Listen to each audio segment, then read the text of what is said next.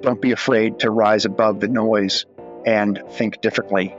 If you play by the same old playbook that you've always played by, you're just going to blend into obscurity, much like just another booth on the show floor that doesn't really have anything special about it.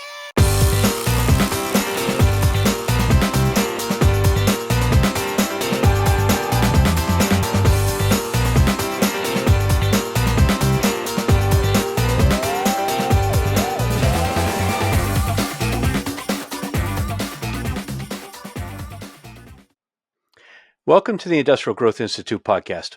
I'm Ed Marsh, your host, excited to be taking another deep dive into one of literally thousands of aspects of industrial revenue growth. A revenue growth system incorporates everything from board governance and strategy through marketing and sales to customer experience and to the technology that really enables improved buying and selling experiences. In the industrial space, when we talk about marketing, the reality is that for most companies, that really means trade shows. Sure, they may mix in a bit of journal advertising and some paid ads. There's probably a website that's kind of like an online brochure. But trade shows is where the bulk of the money goes. What's notable in my experience is that there's lots of thought around where to select, where in the hall to select a booth, what to display, where to take the customers, where to get reservations to take them for a good dinner, but not so much necessarily beyond that. And that misses a huge opportunity to optimize outcomes. Trade shows are also interesting because they sit at the intersection of marketing and sales, as well as customer success. And they're also maybe an in-person relic in a digital buying world. So there's a lot to understand. And today we're going to do that with kind of an Obi-Wan Kenobi of trade shows. Chris Dunn has been in the trade show industry since the mid-90s.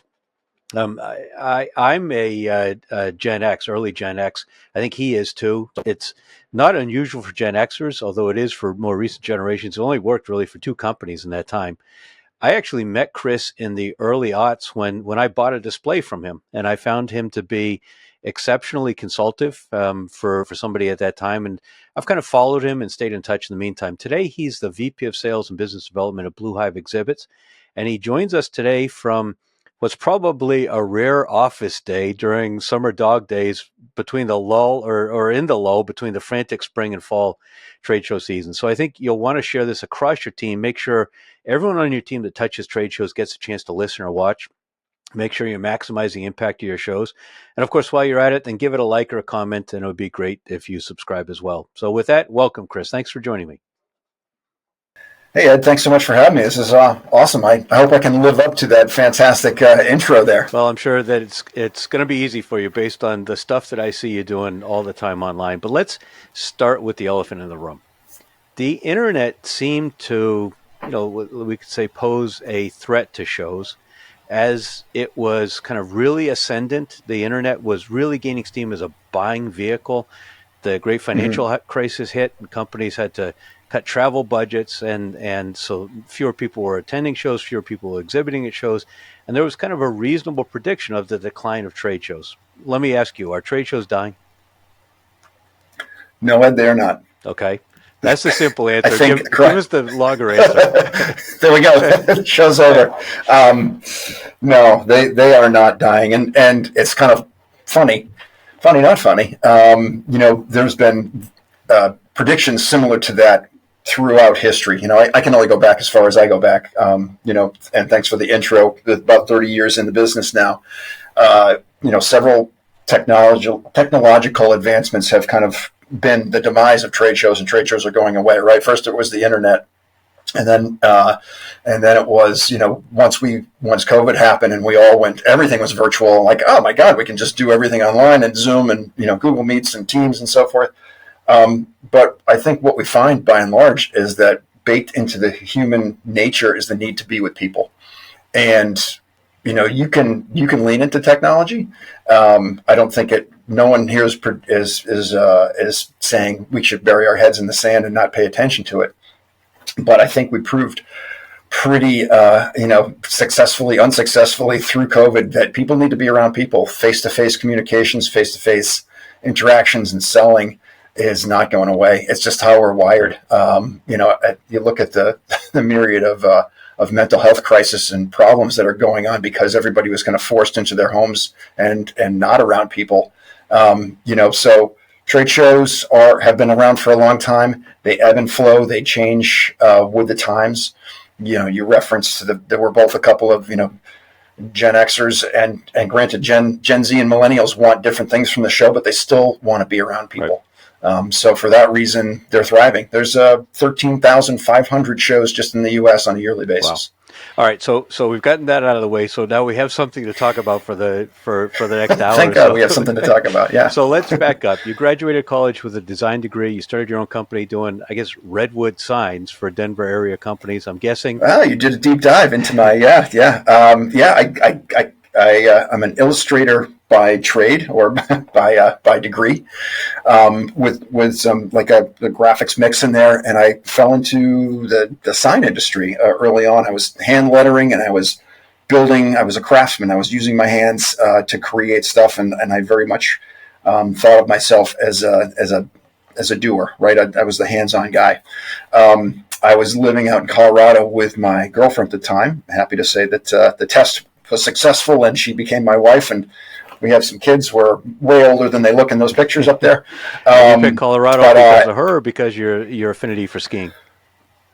So we were both East Coast kids. We met at Syracuse, and she was working in New York City. I was living up in the Boston area, and she's like, "This long distance stuff is kind of for the birds. Let's actually go test drive this relationship, see if it really works. We'll actually cohabitate and see where it goes." And it was a bit of a throw a dartboard at the map type of scenario.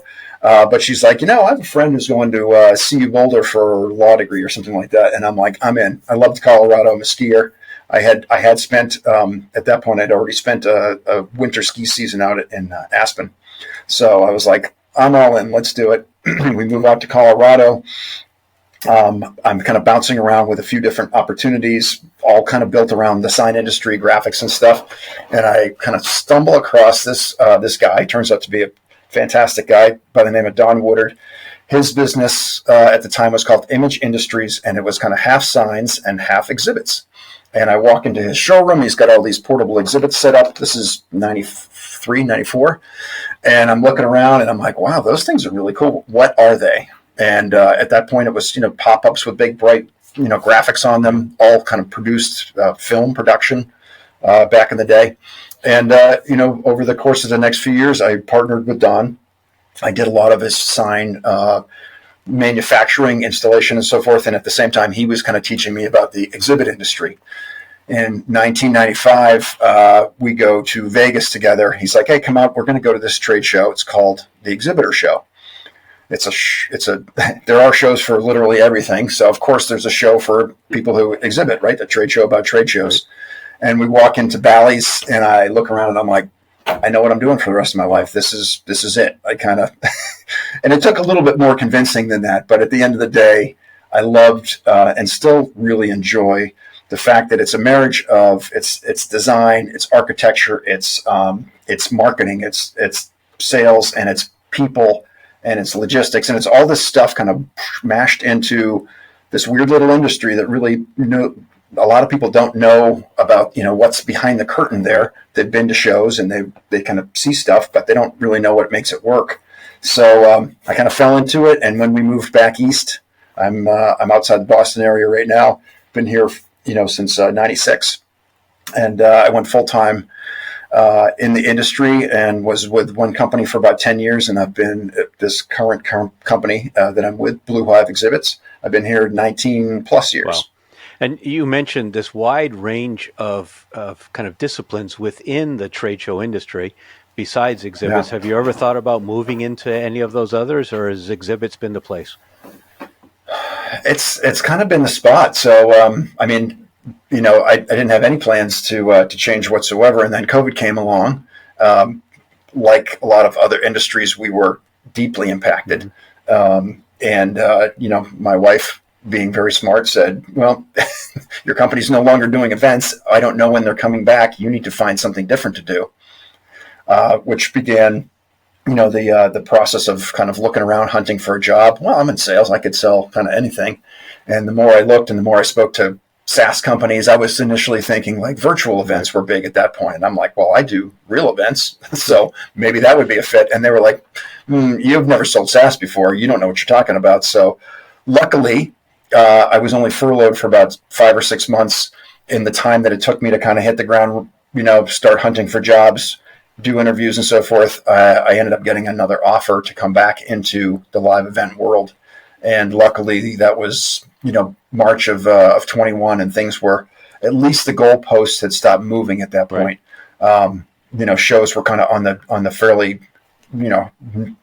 close horizon. I think the first thing that we actually executed was in May or April, May, or maybe June of 21. Yeah. And then it's just been like drinking from the fire hose since then. All right. So let's kind of zoom out. What do you think companies misunderstand? And we're speaking to industrial manufacturers primarily on this show. Mm-hmm. What do you think they misunderstand about shows? Well, we only have an hour, right? In general, there's a lot of companies that do shows very well. I would say, if I'm going to paint with a really broad brush, is most companies don't plan enough. They know they need to be there. They know that their competition's there. They know that they did it last year, and they're okay at it. But a lot of times maybe it's budget driven. Maybe it's just bandwidth. They don't have the people and the time to kind of really kind of peel the onion back and do it right. So give me an example of something that differentiates an okay versus really good. What's something that really good companies do that the okay ones don't? It's wrapping your arms around the entire process, which I think a lot of folks miss out on. So there's a period prior to that show where you need to be doing your pre-show promotion. So these days we've got, social media gives us all sorts of, tentacles to kind of reach out across the, multiple industries and different platforms and so forth. Mm-hmm. So we need to be promoting the fact that we're going to be at the show. We need to be promoting why we're going to the show. The why is also a big thing that a lot of folks don't sit down and really think about. Like, why are we really going? What's the goal? What are we trying to accomplish? And the why is here? Not about us. It's not about the machine that we're going to show or the technology we're going to introduce. It's about the problems we're solving for buyers, where they're going to take time out of their office to come, and how are we going to help them improve their business and make their visit to that show worthwhile? Do you agree? Yeah, disagree? Spot on. Okay. No, I totally agree. You got to put yourself in the shoes of the customer, right? So they're not taking the time to necessarily think through that in a proper fashion. They're probably not allocating, and granted, listen, trade shows are an expensive game. They are difficult, and it's a big number to really go out and do it right. So I would certainly be a proponent of saying, why don't you do fewer shows and do them better versus spreading yourself too thin and trying to do too many. So I think, that's a part of the microcosm of maybe why some companies aren't doing a show or shows as good as possible, because they're kind of diluting maybe the budget they've got. They're diluting the bandwidth of their people. Right. But at the end of the day, they're not taking the time necessarily to really fully sit down, think through why they're doing it, and then, push that message out, really identify the pain points of the customer, and, make sure everybody, in their ecosystem knows, hey, we're going to IMTS, big show coming up, manufacturing show every 2 years. So we'll be there big in Chicago next month, letting people know, hey, here's where we're going to be. Here's the booth we're at. I think far too many companies, they do maybe a nice job with the booth design, and they show up and they expect we're going to gain all of this traction from the people who just happen to be passing by. Yeah, we're definitely going to dig deeper into that topic. But let's say, I can see that in some industries, for some companies, if they go to a show and never get a lead directly, that's actually okay, because the brand value and the refreshing relationships with existing customers may create enough value for them. But middle market industrial manufacturers are not there for branding. They're there for lead generation. Can shows be effective at lead generation? Oh, absolutely. Absolutely. I mean, they are a lot more expensive than they used to be. So I don't know where the data points lie around that. I still feel like, the trade show industry used to promote itself ultimately as the most cost-effective, lead generation game in town. I don't know that that's the case anymore, because show costs have risen. But the companies that do it well, they're maximizing their ROI and value. And again, I'll be clear as mud. It is difficult to calculate a lot of ROI around shows, because so many folks go for different reasons. Right. I think that the playing the long game and getting the brand recognition within that industry and that vertical market is super important, and it's hard to put a number on that. So people want to measure leads. They want to measure, specifically what did we sell based on that show, and I get that, right? We're a small business also, and we do trade shows for ourselves. And at the end of the day, come 3, 6, 9 months after that show, we're looking back, we're tracking our results, saying, what did we close from that show? What kind of opportunities did we open up? So that's super important, if you're gonna kind of make a list of what's the highest priority for shows, usually lead generation or driving revenue, is filling the funnel, right? That's up top for almost every company that we're talking to. And so in the B2B industrial space, the keys to generating leads, I mean, it used to be, people would say, it's having an attractive hostess at the front desk, for these leering guys walking down the aisles, or maybe some kind of machine with lots of motion that creates intrigue. Do I hear you correctly saying that you think the biggest thing is the proper preparation and pre-show promotion? I think that's a big piece that people miss. Okay. I definitely still think that there's a lot that you can do with your on-site presence to help kind of weight the scales in your favor, right? So you got to have an attractive space. We're big proponents of creating some sort of an activation, within the space, something that's experiential, that really kind of is going to create a memorable experience. Here at Blue Hive, it's really not just about the design, and granted, it's not just us. There's plenty of other really good exhibit companies, all over the country. Engage the senses. The more senses we can engage on that trade show floor, the more memorable we will be, right? So that's why you see the proliferation of video, right? We used to say back in the old days that you had light, color, and motion were the three things that really attracted someone's attention. Well, when you think about a moving video, you're actually capturing all of those in there. But then let's add in not just light, color, motion. Let's add in a sense of smell. Let's add in, something tactile. Let's add in taste, right? So a lot of folks obviously lean into the hospitality play. You got a barista in your booth. We're serving, fancy espressos or something. Can I take the message that I've got, whether it's a themed piece or if I'm leaning into a campaign that pre-exists or something like that? Can I roll that into my hospitality play? I've seen some really cool applications as of recent, and again, we're not only hospitality. That's one little thing that oftentimes finds its way into our booths. Right. But I've seen some great applications where companies have had 6 different colors of cups for your coffee, and each cup is a problem, right? It's like, what are the problem I'm trying to serve or help? So the attendee I'm going to grab the blue cup because I'm experiencing challenges with my supply chain, right? So I'm going to pour my coffee or get my coffee served in the blue cup, and all of a sudden I've got a tracking mechanism that all of the people, right, all of the reps who are in the space can identify that person. They can direct them to Jim, who's over here doing the demo on supply chain management. So there's a lot of cool ways that you can kind of take your message and take that experience in the booth and kind of wrap it into something that's really more about just having a pretty person standing at the front desk. It's certainly deeper than that. But ultimately, it's up to the sales reps to actually make it work. Absolutely. You got to have engaged people. There's some do's and don'ts, and we see these horrible pictures of people working booths who are staring at their phones the whole time. They're sitting, they're eating. Right. It's like you got to get up, you got to be engaged, you got to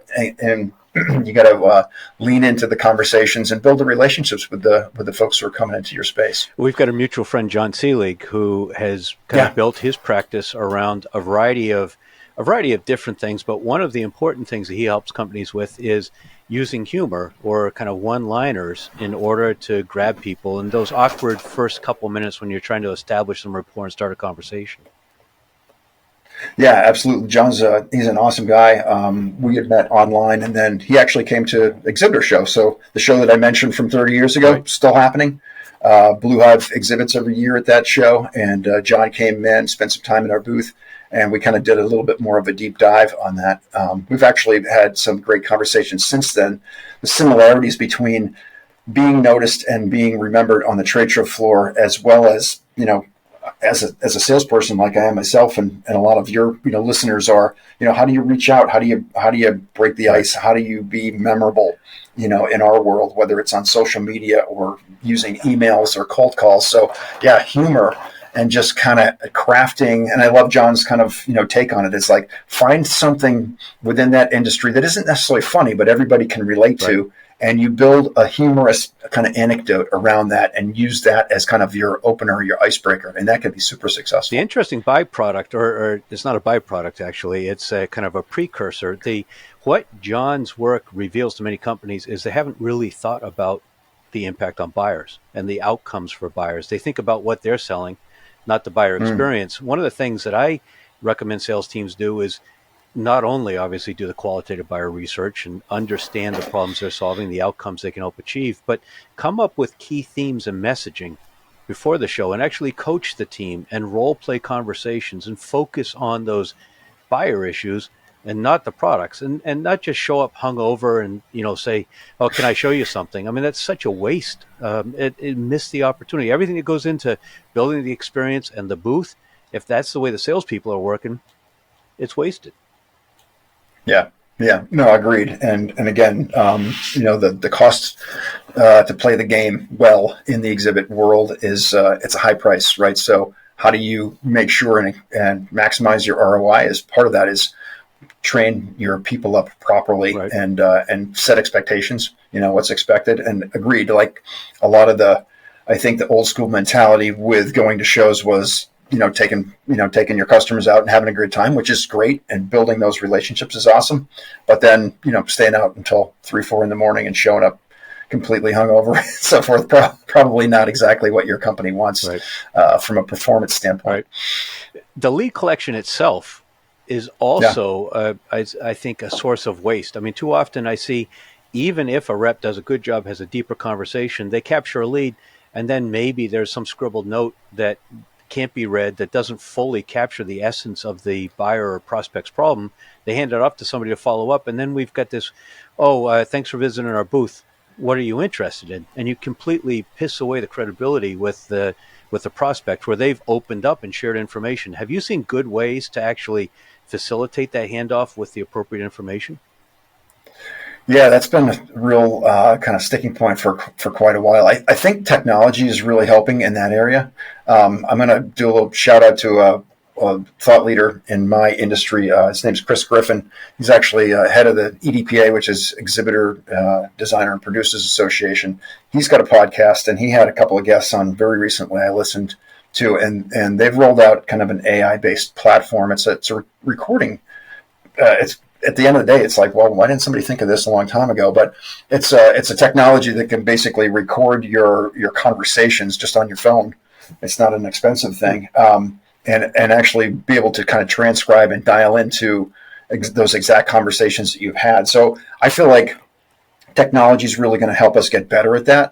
If we back up, and take ourselves out of that kind of that AI piece, there are lead retrieval, processes and devices that are a little bit more technologically advanced, than they maybe used to be when it was just like a card scan.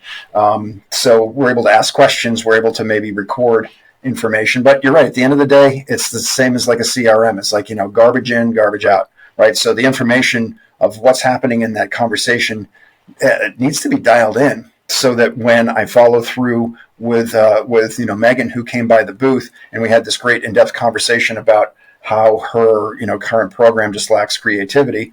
If somebody else from Blue Hive shows up 3 weeks later and says, "Hey, thanks for stopping by the booth. Would you like to talk?" To your point, right? That entire time that she spent there is now wasted or for naught. Now, I know some industries write orders at shows. In the machinery world, the kind of industrial manufacturing world, I think that happens some on occasion, but not typically. Have you seen trends? Is there more or less closing business at shows in the industrial world? I think less. Okay. is kind of what I'm getting from that. I know, thinking back to my earlier days, in the exhibit game, there'd often be hey, we need to have a bunch of tables and chairs because we got to sit down and we got to work through these orders and pull everything together. It is certainly industry specific, and I think show specific. I think there's certain areas where that still happens. Like maybe a toy fair, for instance, as opposed to IMTS. Yep, yeah. Right, exactly right. Hey, come on into Toy Fair, and we're here, in October, and we're teeing up for January right now, or December, right, the Christmas season, or actually, I think Toy Fair is actually in like April because they're getting ready for Christmas in April. But yeah, to your point, I don't see that happening quite as much, or at least when we're helping our clients design the space, right? Because that's part of the whole needs analysis discovery situation. We're gonna dive into your goals and what you're trying to do. We're gonna touch on what are the campaigns, what's the message, why are you here, what makes you different. But then we also obviously dive into the physical aspects within the booth space that you need, right? So, hey, we've got a 20 by 40 space, 800 square feet. How can we best use this to tell our story? And it's much less about large areas of seating for the process of writing orders. It's like we're going to do a little theater over here so that we can be educating, and bringing people in, and then we kind of funnel them over to the demo areas, and they give them the opportunity to do a demo. One of the things that I think is really cool about the manufacturing space and industrial in general is you have a live actual product.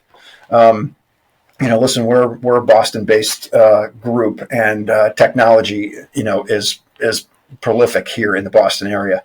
We have a ton of clients that are either SaaS or software or some sort of technology where there's no physical tangible piece, right? So we're leaning into the storytelling through a demo and through something that's screen based. But I love the idea of the manufacturing world where we can have whether it's a big huge machine that's cutting and creating the product, or it's the products themselves, or it's the the process, right? So there's something tactile, and I feel like different industries react differently to trade shows and the effectiveness of. I think in manufacturing, it's critical to be out there in front of your client with those pieces to show them, hey, here's the tiny little advancement that we made on our little widget, and oh my God, the increased efficiency you're going to be able to do with this, or the net ROI you're going to get is going to be a huge thing. And here, touch it, here, feel it. So what do you say to companies that have 15 different categories of systems that have a 20 by 40 booth and can't possibly show it all? How do they distill the essence of that into something that creates the motion, creates the intrigue, creates a decent demo, and facilitates them establishing enough credibility to have a future conversation? Yeah, I think, leaning into technology is really what we've done with situations like that. So whether you've got too many products to show, or if perhaps you've got an enormous product that takes, would take a week to build on the show floor and would cost you $1 million to bring in, how do we kind of lean into technology, content creation, video animation, AR, VR, things like that, and utilize those pieces to be able to kind of tell that story in a more efficient way. Because I think, we've all seen the booths that have so much stuff, and it's so overwhelming that you're walking by and you're like, I don't even want to step in there because there's so many things. My brain is going to it often explode. Even creates a barrier around the outside, which discourages people physically from stepping in. Right.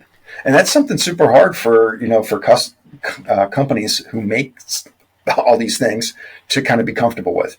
They're used to, like, we got to bring everything, we got to have 15 different the sales marketing people, each one manning their own little area, the field marketing guys, and telling the story of why that particular product in that overall product line is really important. And it's hard to kind of get away from working maybe how you've done it in the past, but I think we got to understand that it's easy to overwhelm, the buyer. There's so much noise pollution, all the other exhibitors, all of the outside, noise and voices and things to see and visual stuff. It's like we gotta create a little bit of an oasis of calmness, right? So that we can more easily walk them through the process. And maybe again focus on their outcomes rather than your stuff, and then suddenly that kind of differentiates and filters through the noise too, because you're talking about something meaningful as opposed to them having to process and try to interpolate and figure out how your stuff applies. Yeah. So at the end of the day, as an attendee, like, I don't really care about all your other stuff. I care about what I'm here for, right? I have this challenge, my manufacturing process, my ops process, whatever it is. I'm here to solve that. So, yeah, ask those questions to help identify what those issues are so you can get to them a lot quicker. All right, let's talk about how buyer behaviors have changed. Are there smaller groups now attending? Are they shorter visits? Do they come with a much more targeted list of topics as opposed to just walking the show to get ideas? What do you see? Yeah, I think, listen, budget's king right now, right? And no one's, there are companies who have plenty of cash, I'm sure, saved up, but no one's spending it in a willy-nilly fashion, right? So maybe they sent 10 people in the past because it was a great opportunity to get the team together, to bond, to do some training and so forth. They're probably going to send 3 or 4 people now. Because budget is just under a lot of scrutiny, right? So you probably have fewer tire kickers and more decision makers on site, which is great. Are they going to spend less time in your booth? Maybe, because they've got so many things to do, right? It's a smaller team, so they've got more things on their plate. They're kind of building their experience at that show, and they know they need to hit 10 different manufacturers. And if you're at a IMTS type of show where you're in Chicago, you're literally talking almost a mile, between, the far reaches of the Lakeside Hall all the way over to West. Right. Yeah. And some of these shows are, I don't know the exact square footage, over 1 million square feet, with tremendous distances, an enormous number of exhibitors. I think some people still do come with aspirations to just wander and see if any good ideas jump up and grab them. Is there anything an exhibitor can do to get to somebody at the end of the first day, or especially the end of their second or third day when they're just exhausted and overwhelmed and emails piling up? Can you get somebody's attention to provoke a discussion about some interesting new idea they didn't come to solve? I think that kind of goes back to our first part of our conversation where, if you're reaching out with a targeted list to people that you believe will attend that show and creating enough interest to get them to stop by, hopefully, a lot of shows certainly will segment their trade show floors in such a way that you're going to be in and amongst your peers. Mm-hmm. So maybe bad that you're sitting there looking at your competitor, but if an attendee knows that, hey, I need to go to a certain section of this hall in order to talk to some people that I need to talk to, right? So you're kind of showing up in a certain area. Okay. That's for the really big shows. Most of the smaller, medium-sized shows, you might be kind of all over the place, and you're picking your space based on what you feel like the traffic pattern might be. But in the real large shows, as a for instance at IMTS, one of our customers manufactures a giant CNC machine, right? So the cutting tools, area is in a certain spot of the hall. We have another client that actually is a dealer for a whole bunch of those types of large machines. They're in another area of the hall, and yet we have another client who actually is a software company that helps basically manufacturing companies manage their frontline workforce and give them tools right there on that assembly line. Right. So the software companies are in a whole different spot. When a company thinks about dropping or adding a show, how do you suggest they go about that? I mean, there's always this fear, the industry is going to start to talk about us, why we're not here. It must be because we're in trouble. Is there anything they should do? Do they downsize first? Or if they want to get into a show, do they send somebody to walk it as a visitor to get a feel for it first? Any best practices? Yeah, I really like the idea, and you kind of hit 2 of them. If it's a show you've never been to before you jump in and spend a whole bunch of money, send some people and go walk it, right? That's a whole lot more cost effective to get out there and have them do their due diligence. You can go online, you read the reviews, you read about, the attendee base or the attendance last year was whatever, 10,000, 15,000. The show itself is always trying to sell itself, right? So they're gonna clean up that data and make it sound as attractive as possible. But I would always say, identify, some shows that you think will be a good fit for you, and send one or two people to really kind of check them out, walk the floors, see what people are doing, see what resonates. Somebody who understands your own company brand to kind of walk the floor and be like, all right, so if we were here, what would we talk about? What would help us differentiate ourselves, whether it's the size of the space or the message or an activation, or like, you know what? There's a ton of people who are here in the show city, Orlando, Chicago, Vegas, whatever it is. But the floor seems to be shrinking. So are more people doing activations outside of the exhibit hall? Right. So kind of looking at the big picture holistically, how do we maybe sponsor, pedicabs in San Diego and get our name and message out in the community where people go after they leave the show floor. Right. So kind of looking at those kind of big picture things. And then on the flip side, we've been doing the show for a whole bunch of years. We're not getting the results that we used to. Let's take a hard look at, does it make sense to cut out altogether? Or maybe do we drop down in size and see like, okay, maybe we're just spending too much money in a show scenario that used to be a good fit for us, but now the show's kind of changed, or the attendees have changed somewhat. So we start, pulling back. We used to do a 40 by 40, 1,600 square feet. You know what? Let's go 10 by 20 next year. And are we going to send a message to the industry? Yeah, maybe. But I think still being there and still seeing, does it make sense to downsize that space and allocate either budget towards other things like those outside activations, or do we put budget elsewhere just because this show is either dying for us, or the market's just adjusting, and that happens over time. Right. Things change. And what about new shows with a hierarchy where you have to be there for 10 years in order to get a good booth? Right. Those are certainly challenging. And there are plenty of shows that are, have been around for an awful long time, and you got to be, in the game for a while in order to build those points, in order to get the opportunity to get those better spaces. So listen, there's no perfect, playbook that answers all of those questions. I think it's a little bit of trial and error. If you identify that you should be at a show, then next year go small and end up wherever you can, the best possible spot you can. But then do the work to put together a really good plan so that the ROI on that investment says, you know what, let's go back next year. If we can get a little bit bigger space, we'll do it. If we can move to that other hall, if we can move up in the pecking order by going to a 20 by 20 island, now we've got a better number. We can choose faster or choose earlier. All of those things are, I think, part of that decision-making process. Let's talk about a typical middle market industrial manufacturing firm, say 10 to 20 salespeople, maybe 1 to 2 people in marketing. How many shows do you think they can reasonably manage in a year? I'm going to paint with a really broad brush because I think, there's a lot of variables there. I feel like there's a lot of companies who try to do a lot of smaller shows, right? They kind of lean into the regional.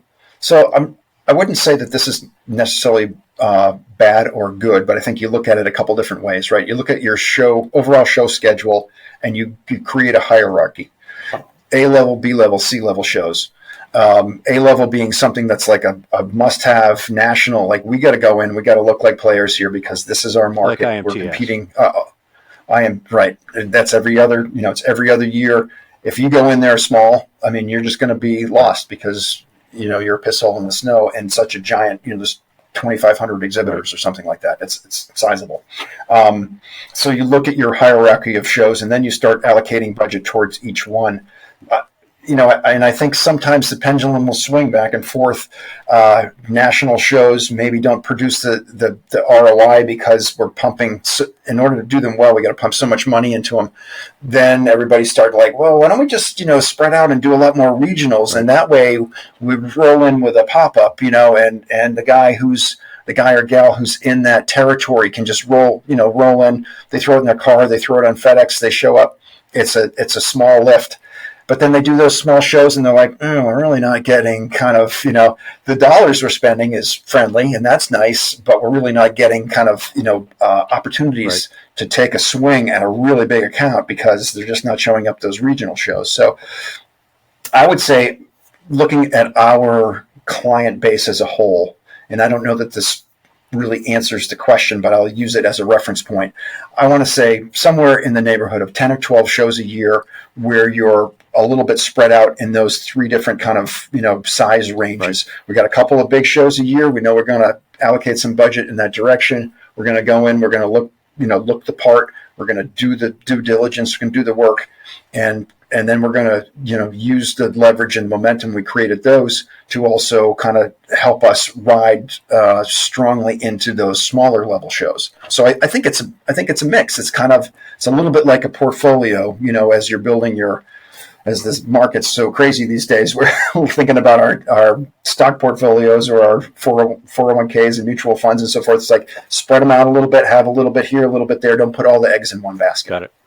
Maybe that's the message in there. One of the things that I've been surprised by is a number of companies that look at the cost in terms of display and booth rental and carpet and pad and lead retrieval and electricity and all those things, but don't include the significant T&E expense as they put the show budget together and think about the return on that. Is that common, or am I just encountering some unusual circumstances? No, again, I think it's going back to some companies are better at doing shows than others, and for whatever reason, I'll take what you're saying there about T&E and travel and same thing. And not thinking about those peripheral costs. We're encountering exhibitors who come to us and they're like, we've identified a show, we want to do it, we've already got our space, 20 by 20, 400 square feet. Let's say, here's our budget. And our first question is like, okay, fine, what does that include? Right. And they're like, that includes everything. And we're like, oh, well, we were about to say that we think that's insufficient for the booth alone. Right. And yet they're trying to include everything in there. So some details that are some data points that I know just from being around for a long time, and then since COVID, as we've seen upticks of somewhere in the neighborhood of 30 to 40% rise in costs of associated services and things like that connected to the show, right? So those have just outpaced people's budget. And ultimately what happens is I've got $100,000 to execute this show, but in reality, I kind of need more like 80 grand for the booth and the labor and the shipping. And that doesn't help me now because I've got rigging, I've got electrical, I've got, my T&E. I had a client who actually was like, oh, that includes the actual booth space as well.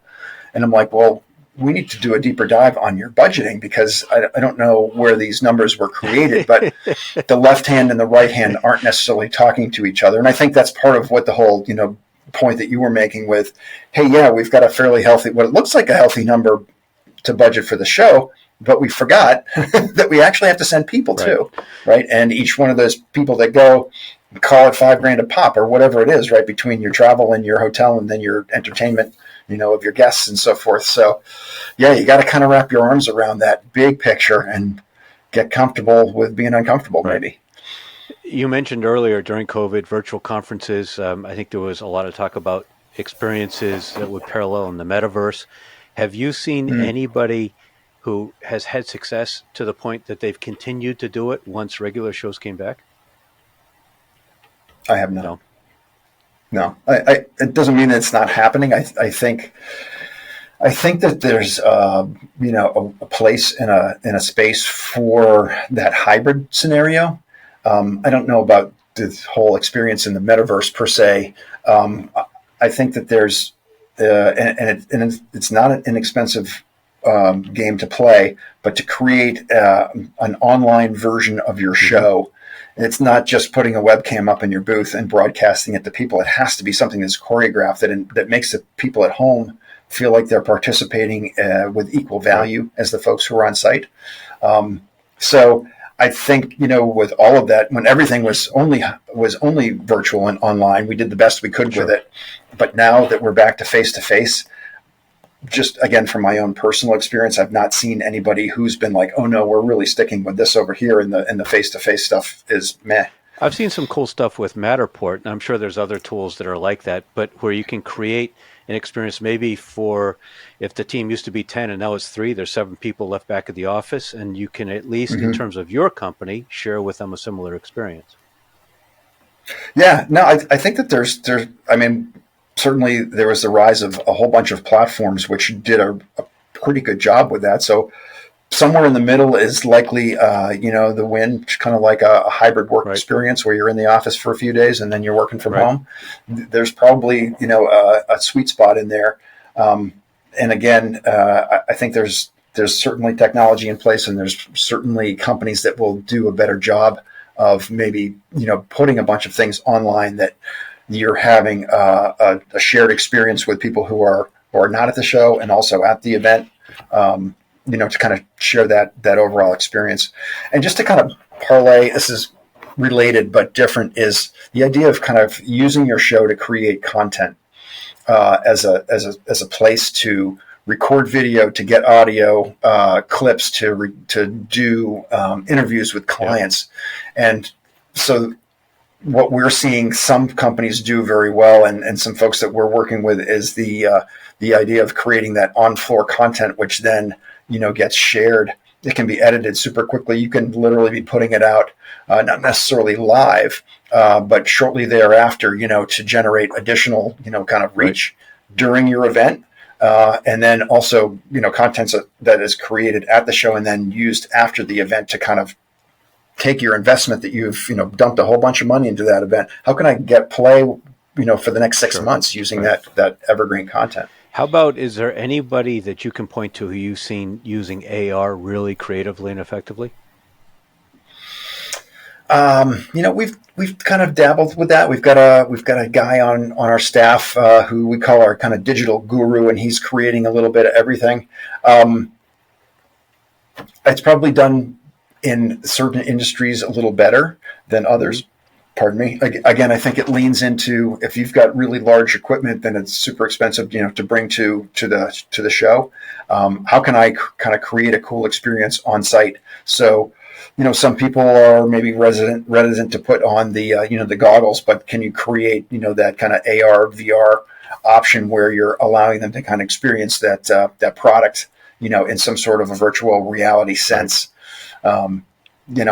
I think it's there. I haven't seen it being used widely across the board, but I think it can be pretty cool when executed properly.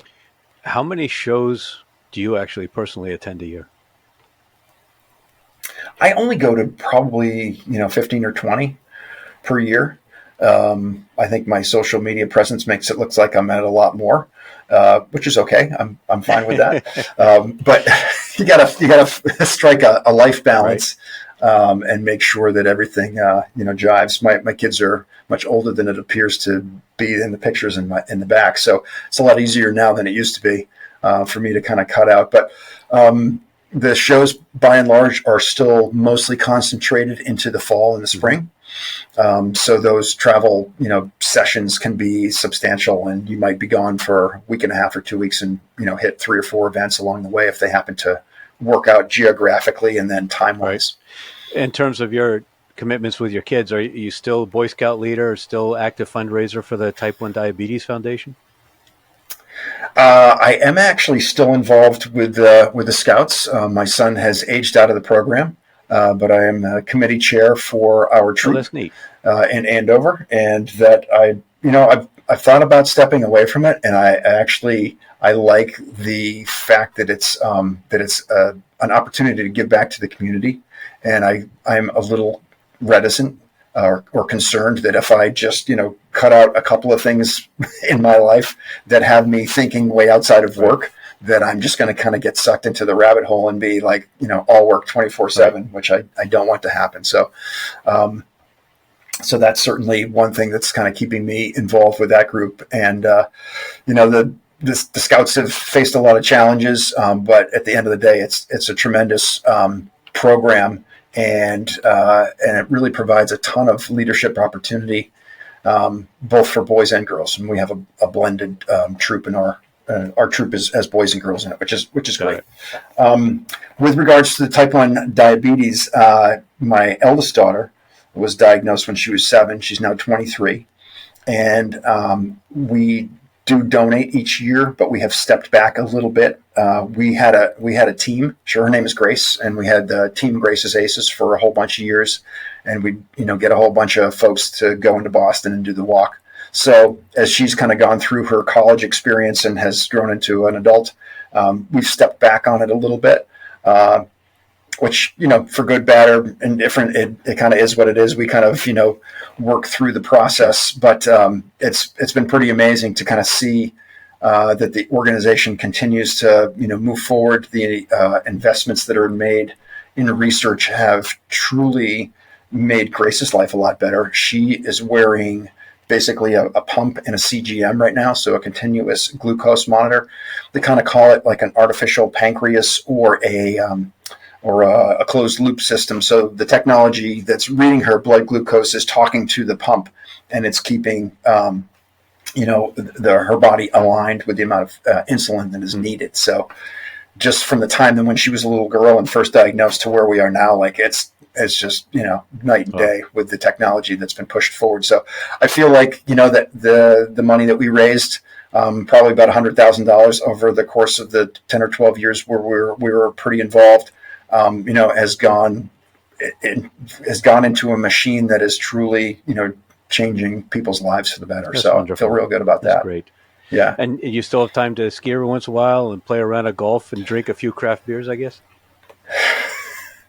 I do. The golf game is really sketchy these days. I think I'm in my head and I'm questioning my grip and my stance and everything. And I really probably just need to kind of go take a couple lessons and start from scratch.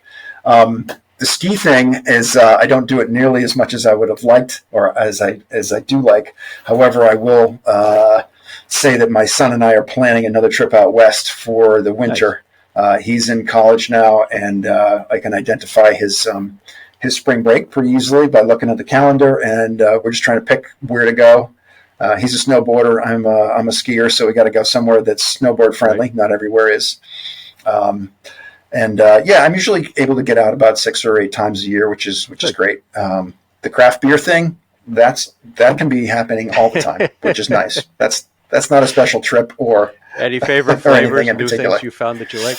Well, I live in a great place here in the Commonwealth of Massachusetts, and right next to Andover is Treehouse Tewksbury, and they do a really nice job. It's a great kind of fun experience to kind of go to that big, beautiful rustic post and beam structure, and they've got a whole bunch of different beers on tap that are super tasty. So, but I always like tasting, and trying new stuff as well.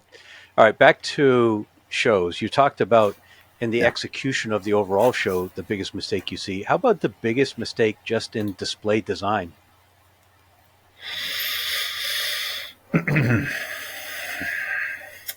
Where do you start with that one? One of the easiest ones to fix is lighting. Okay. Like, people don't give enough account to lighting. You think about driving down the street and then you see a business with their lights off. Like, they're either not open or maybe they're out of business, right? So you pass by a booth that's really poorly lit. I think that kind of speaks, volumes. It's not inexpensive to do it right, but you can, put lights on the top of your walls and shine down, and there's ways around it that don't have to involve, putting a giant truss rig over your booth with theatrical lighting in it. So I think that can be one that, just be cognizant about the lighting in the space. I will say, with the popularization of, LED strip lights and tape lights and so forth, we can do a ton with that now, where it used to be a fairly expensive venture, but now we can put, embed lights into the toe kick of your counters or underneath your countertops or in the edge of the panels or all around. And that can add a lot of really cool effect. You can use them as a design element to really kind of, play into the fact, again, it's an old philosophy, but light, color, motion, right? So that bright light, that colored light, maybe it's a moving light.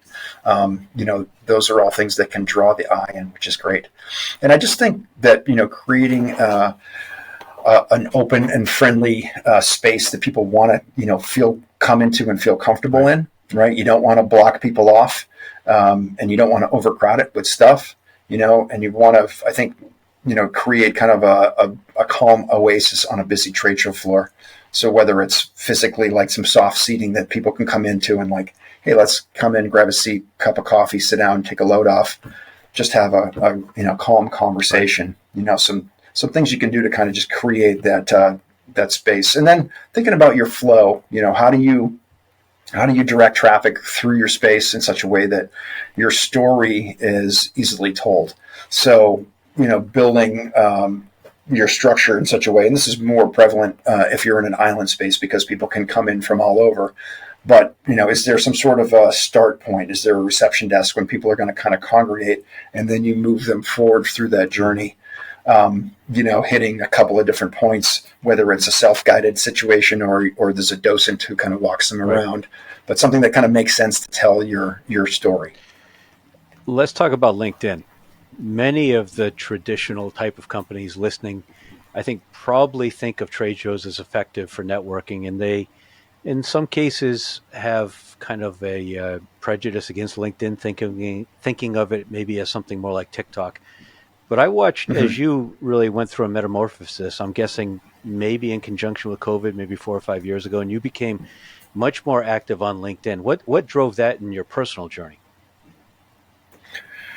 Yeah, that's a great question. And you're spot on. So when the pandemic happened and we tried to stay active, but events were gone, there was very few things I could control.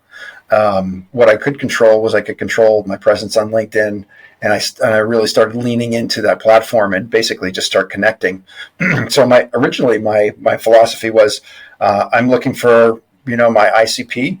I'm looking for event managers. I'm looking for people, creatives, people in the event space, event planners, perhaps maybe freelancers or companies, that might be hired by somebody that might be my client. And I just started reaching out and connecting. And I started with that really just more geographically because I felt like it was an easier conversation. Hey, you're a Boston-based, event, person. So am I. It kind of sucks that we don't have anything to do right now, but at least we can, kind of connect. So I pushed myself to be active in that space and kind of grow that, grow my, not really, it wasn't followers at that point, it was connections, grow my connections. And since then, I kind of operated with the idea, like I'm going to post a couple times, a week, and I'm going to be fairly active with my comments. I read somewhere, I don't know if it was Gary Vee or somebody, thought leader, a couple of years ago, was they had a 80 cent philosophy or a dollar philosophy. I'm going to leave my 2 cents 50 times a day, whatever that was. Right. I thought it was a cute little saying, but it was pretty cool. And I found that, engaging in those comments led me to certain conversations, which then led me to podcasts, which then led me to follow authors, which led me to buy Audible books. And it was just kind of this journey that became a snowball. I think the accessibility to, let's call it thought leaders or authors, who are either in the sales and development space, or in the event space, whatever things you're interested in, your access to those people is like, it's amazing. Like literally I'm commenting on somebody's post, and this author who wrote this book that I think is fantastic. Next thing you know, I'm having a dialogue with them, and they're like, "Hey, Chris, this is great." And they're calling me by my first name. And I don't know, wow, this is pretty awesome. So I think it's really neat. I did decide to get even more intentional as of 2024. And I set a goal for myself to really kind of be very active on a daily basis. So I try to kind of push content out daily. And I guess I've started to refine, what is it that I'm trying to do on LinkedIn? Really, I'm trying to be known and be memorable. I'm trying to hopefully find a sweet spot with exposing enough of my personal life and my authenticity and my business acumen and the fact that I'm in events, right? So that when you as an event planner out there might not need me right away, but are you following me? Are you seeing kind of hopefully some of the value that I'm bringing to the table?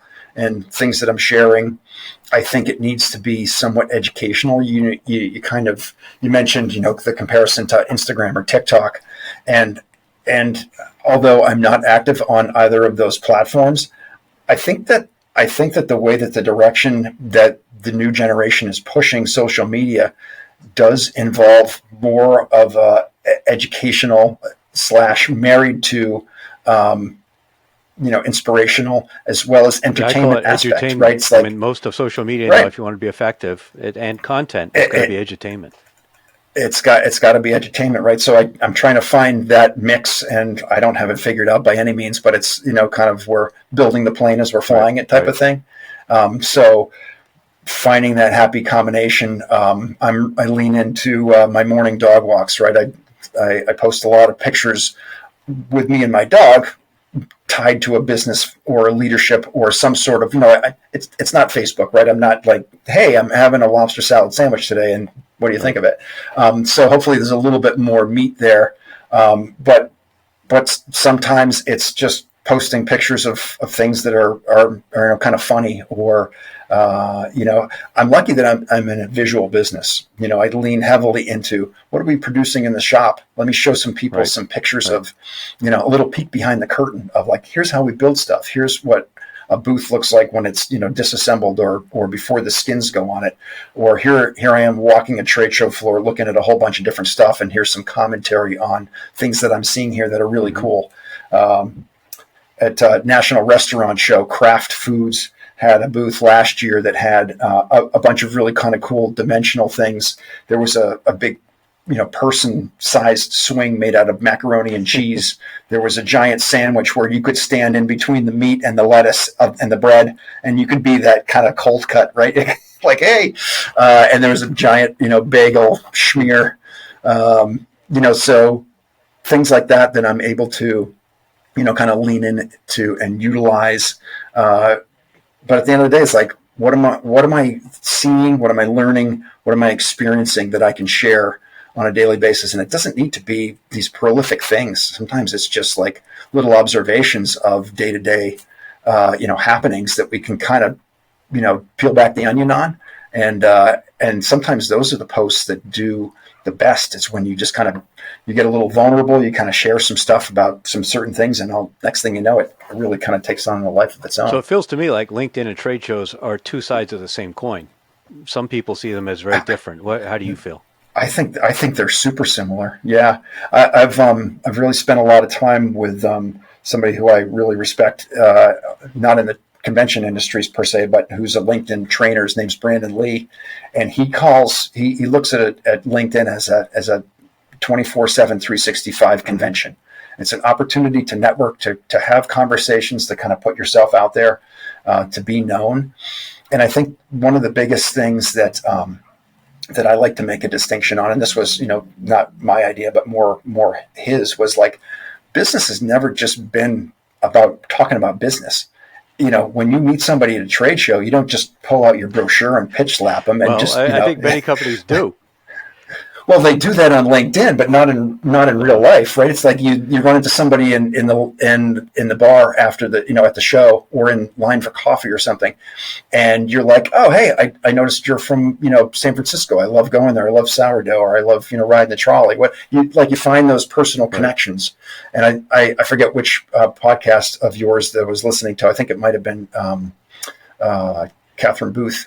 But it was, kind of those conversations and the realities of like finding the commonalities and finding those ways to build the relationship, and so that can happen in a very natural form, I think, on LinkedIn, if you let it, if you're comfortable with that digital aspect. Yeah, the goal, I think, I'm sorry, go ahead. The crossover of physical and digital is, I think, a fascinating space. And I'm a huge proponent of companies thinking creatively about how to integrate digital into their booth. And I mean, it could be QR codes on signs on a certain display to take visitors to a page with more info, and also to set a cookie on their mobile device. Or it could be meeting scheduling links so that right there in the booth, you book the follow-up meeting with a prospect before they leave. So you don't have these 7 emails back and forth of, when's a good time. Or maybe some sales automation that improves the post-show engagement and begins following up immediately. Are you seeing anything creative around using technology to connect with people both virtually and physically at the same time in a booth? Yeah, absolutely. I think those are everything you mentioned there is are great ideas, and we're seeing more and more of that. As I mentioned, our internal technology guru Tyson, is constantly kind of looking around, curating things that are on the market that we're able to kind of bring to the table, and use this technology in that way. So I think it's that blended process.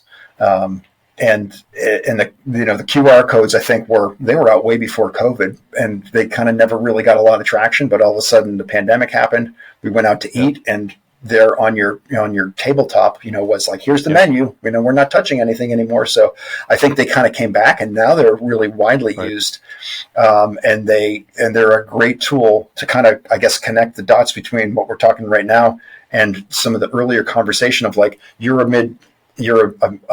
mid-market manufacturer, you've got too many products to bring to the show floor. Like, how do we help share the catalog? How do we kind of get people, able to experience things that we can't physically bring to the show floor? So things like that, building those QR codes in, which are ultimately just basically like a mini, landing page or something like that has a catalog on it, or it has a video, links to a video that shows you how the product works, or do a fly through or something cool like that. So I'm always thinking about some of the other things that companies should be doing at trade shows. Lots of companies have signs where they're asking for reps and distributors, but competitive research and market research and sales talent recording. And you mentioned, a videographer in the booth to capture interviews and customer testimonials. How about having people from customer success or aftermarket in the booth to meet with current customers? How about having the SMEs from a company speak at sessions? What other kinds of creative things do you see companies doing at the show besides just harvesting leads to maximize the value of it? Yeah, no, great point. Yeah, I love the idea that not just your salespeople or not just your forward-facing, folks come to the trade show, because when you do business with a company, you're doing business with a whole group of people. So, can you bring project managers or even people from accounting, or, folks from the shop or something like that? Because everybody brings a different lens to the table. So those conversations can really be, really beneficial. So when somebody walks in and starts engaging with your company, they're not just getting a sales pitch. They're like, well, what would it really be like to work with you guys? You know what? Christy and accounting seems great. Like, I really want the process to be kind of frictionless. And, in the last scenario, the billing was a mess. So let's work with Christy to make sure that the billing is going to go well. So I think those are great ideas. One example in particular that I want to cite is one of my accounts. They're in the insurance tech kind of space. The company's name is Duck Creek. And they're expanding their booth size this year. But for the past 3 years that we've done work with them, they've had a 10 by 20, and they've invited their customers in, their customer partners to come in, and they're the ones actually doing the presentations. And the power behind having a third-party person do the presentation is pretty palpable, I think, right? It's not me as a salesperson standing here talking at you, potential clients and potential prospects, saying, this is why you should do business with us. Look at us. We're really good. We've actually got users of our technology or of our product or whatever it may be up there talking about, like, hey, listen, I don't work for Duck Creek. I am my own company, and here's why we decided to partner with them, and here are the benefits that we're seeing, right? So that recommendation coming through as a third-party piece is really powerful, and I would certainly encourage anybody who's going out to do shows is like, form a partnership with your clients, have them be present in your space, give them a platform. Not only does it help them to maybe create a little bit of notoriety for themselves or drive a little bit of brand recognition for their presence there, but at the end of the day, it certainly helps me as the exhibitor for those reasons, right? Because we're getting this wonderful third-party, promotional kind of or testimonial piece, and it comes off in a whole different way than it does when it's the salesperson, even if it's the same words that are used. One other example is one of our other clients, Veterinary Emergency Group.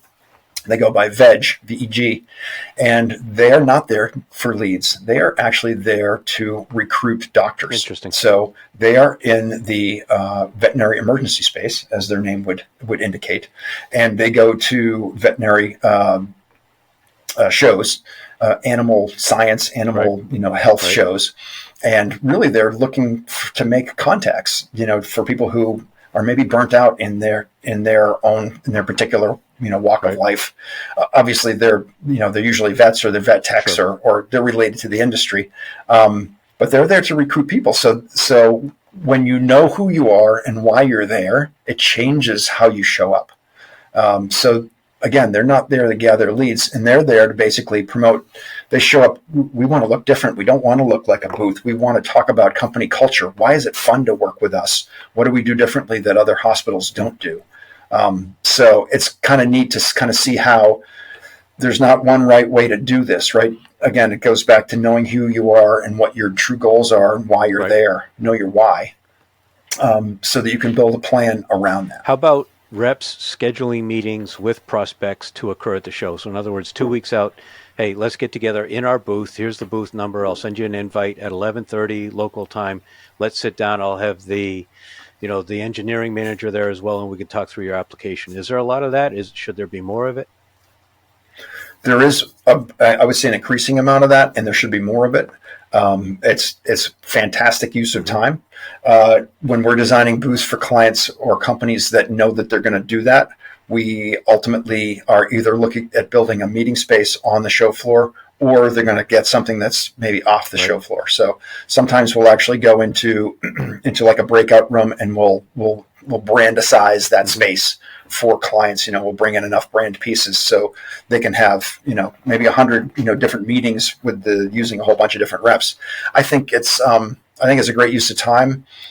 Links like Calendly and some of the other links that make it super easy for people to jump into other people's calendars and book times. Those are super helpful. But yeah, I think that's part of the whole process. And maybe I painted the picture with a broad brush in the beginning of like doing that pre-show promotion. That's part of that, right? It's like, let's set some meetings. Let's be productive with our time.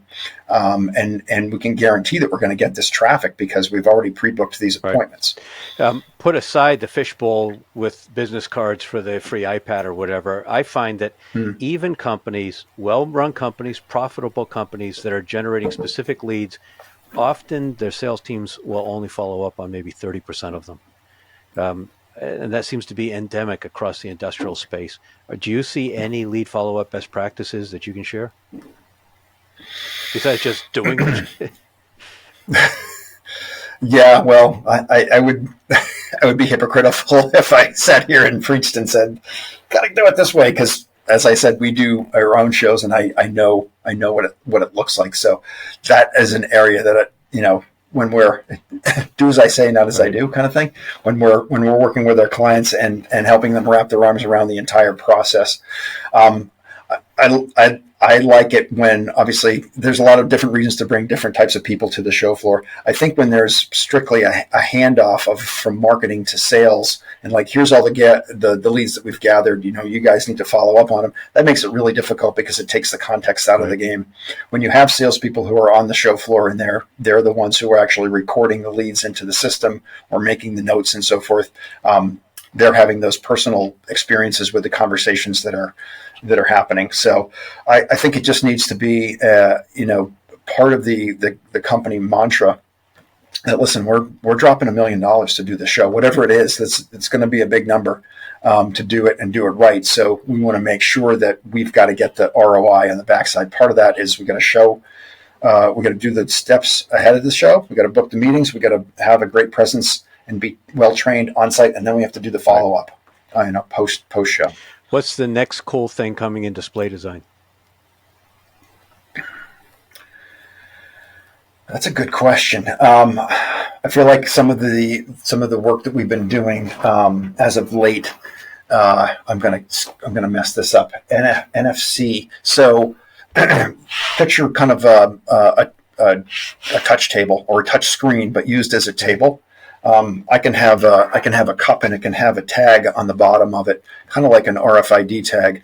But if I place it onto this table, that's kind of like a giant touch screen. It basically it makes a trigger, and it kind of changes the information that you're seeing, right? So wherever I place my cup, the trigger thing that's on the bottom, causes the technology to kind of react in a certain way, and then feed the data, whatever those data points that have been designed into that content design. So I would say from a tech standpoint, we're going to see that, AI is going to change things. We'll see tech continue to go forward and push. And then, what I would say on the flip side is, like, at the same time, people are freaking tired of technology in their face, and maybe going back the other way and going back to the days when almost every exhibit had a live presenter and they had a tactile experience that wasn't technologically based. It was human to human. Is it a magician doing a card trick? Is it somebody like John Seelig, our friend, who's has a comedic delivery, who's kind of weaving the story into a fun, emotional and somewhat funny, delivery, but ultimately kind of tells the story? Is it a live presenter who's up there, kind of doing that theatrical presentation, answering questions and creating, dialogue? So I feel like that the pendulum can swing in both directions. We talk a lot internally, really, about kind of going back and leaning into those old school tactile and face-to-face experiences that we as older, Gen Xers and baby boomers, grew up experiencing. And maybe it's our age, and maybe it's just kind of this pushback. But I feel like with all the technology that we're all experiencing and all, thrust upon us on a day-to-day basis, it's like, at some point you just got to say, time out, man. Let's just sit down and have a conversation. All right. Speaking of conversations, if people are intrigued, think it may be time to upgrade their trade show game, get a better display, what kinds of companies do you work with, and what's the best way for them to get in touch with you? Well, best way to reach out to get in touch with us is email or LinkedIn. My email address is cdunn, so CDUNN at blue-hive. There's a little dash in there. Blue Hive was taken. Matter of fact, there's a company out of Canada that's Blue Hive, and they apparently produce some crappy tech products that people are constantly emailing me about. Sorry, that's not the Blue Hive we are. So blue-hive.com. Check out our website or drop me a note. You can certainly link in or DM me on LinkedIn. Okay. So Blue Hive is a kind of a one-stop shop. We have a lot of partners. We do a lot of things in-house, but we present basically kind of a full turnkey experience for our exhibitors. That doesn't mean we do everything ourselves, but we do curate it. So we have a lot of great partners in the content creation world. We've got one or two people who are internal, but we have all sorts of partners who are external who help us do things that are much beyond what we can handle inside. And then from a production standpoint, there's a handful of different groups that we lean on. We do most of our manufacturing here, whether it's in our Boston office or in our Vegas office. We print and we cut the wood and we laminate and we build. But fabric and bending metal and things like that are things that we lean on some of our partners for. And there's so much printed fabric these days. That's not something.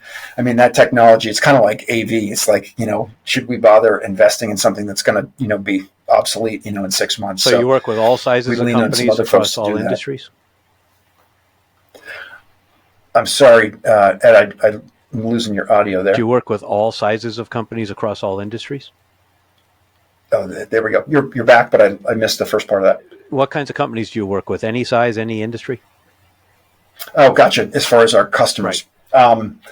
In theory, we're across the board, right? We're not industry specific. We're not show specific. We're show agnostic, as we like to say. That said, I would say our average client is, I would say probably 500 million and up in revenue. But that doesn't have to be, if you're a VC funded company and you're looking to kind of up level and you want to show up and look bigger than you right. are, then there's a lot of companies that we work with who are not quite that size. I think at the end of the day, the important thing that we look for is there a belief at the top levels of the company that shows do work? And if you do them well, you can be successful. Right. So sometimes we get involved with a $200 or $300 million company and they want to go to market and, go balls to the wall and show up and look huge and do great things. And that's fantastic. And then other times we really scratch our head because we're working with these multi-billion-dollar corporations and we're like, it kind of feels like we're operating out of, Joe's garage, and they just, it boils down to a belief, that events can work. So when we look at our market mix, we are heavy in technology and life science, I could say healthcare as a whole, right? So anything from med device to pharma to biotech to life science testing, those things that would kind of fall in that healthcare bucket. We're here in the Boston market. We've got the best hospitals in the world. We've got some of the best universities, right? So they all churn out these startups that become, great companies that are oftentimes healthcare or tech, or maybe meeting in the middle where healthcare and technology meet together.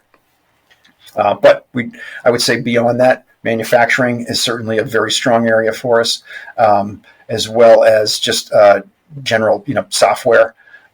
SaaS, robotics, and then on the flip side, we're working with some food companies, some companies that go to the restaurant show, and some companies that go to the ICAST fishing show. So across the board, I think at the end of the day, we understand and know that we are not an inexpensive group to work with. Our business model is built around kind of a white glove concierge level of service. So we know we're not a fit for every group out there. But if you're a company that's looking to kind of up level your game and you want to really kind of explore creativity and a very consultative, working experience with a fun, friendly group, I'd certainly would like to say I think we fit that bill. All right, this has been fabulous. Wrap us up, Chris, kind of at the intersection of trade shows and LinkedIn, changing buyer behaviors, increased competition. What do industrial manufacturers need to understand about trade shows to succeed in 5 years? Go into it with your eyes wide open. Understand the cost parameters that are within your control and outside of your control. Don't be afraid to rise above the noise and think differently. If you play by the same old playbook that you've always played by, you're just gonna blend into obscurity. So much like just another want booth on the show floor that doesn't really have anything special about it. People easily walk by, right? There's no reason to stop. I love that. That's so true, whether it's content or your trade show booth, the differentiation, the willingness to take risks, the willingness to think creatively is so critical. Absolutely. When we did our show, Exhibitor show, we had a really cool experience, and baked into that experience was the ability to kind of choose one of 6 different colored ping pong balls and put them into a sorter. And it was a neat process because it allowed the exhibitor to kind of take in what we were talking about and then pick what was their pain point. And I will tell you that out of the 150 people that went through the process, about 80 of them selected creativity. Creativity is lack of creativity, I think, is the byproduct of increased costs. And people know that they still want to go to shows, but they're like, I got this budget, and we're just going to have to do the best we can. Yeah, I would disagree. We're not going to resolve it today, but I would say the lack of creativity is a function of the risk aversion that seems so prevalent in business these days. I think it's maybe a blend of all of those things, but you're absolutely right. It's like the amount of people who are come in and do the disco call with us, and they're like, we really want to think outside the box and go ahead and wow us and show us some awesome stuff. And we come back and we're like, what do you think of this? And they're like, oh my God, we can't do that. Maybe we'll just rent the Freeman booth. What do you think about a nice white wall with a blue sign on it? Some extrusion. That's really fancy extrusion you got there. So right. good. Well, this has been fabulous, Chris. Thank you for your time. Thanks for joining me. Thanks for sharing your decades of insights with listeners. Ed, I thank you, my friend. I appreciate it. Thanks for reaching out. This has been so fun to talk through all of this stuff, and I can't believe we've burned through a whole bunch of time here. But hopefully, there's a lot of gold nuggets in there that are things that people can grab onto. Absolutely. So people take those nuggets and make sure you let others know about it. Share and like the episode, comment on it, and of course, love to have you as a subscriber too. Thanks very much for joining. Awesome. Thanks, Ed.